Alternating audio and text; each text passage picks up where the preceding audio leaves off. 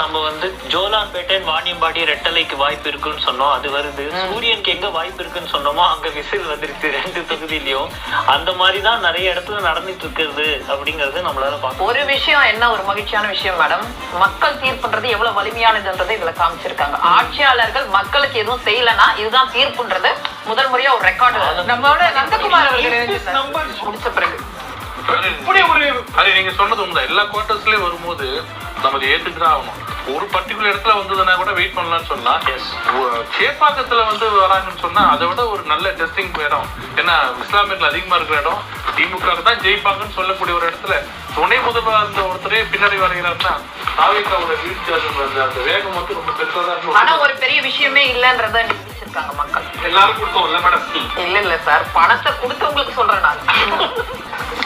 யாருக்கும் பணத்தால எல்லாத்தையும் வெல்லலாம் நினைச்சவங்களுக்கு மீடியா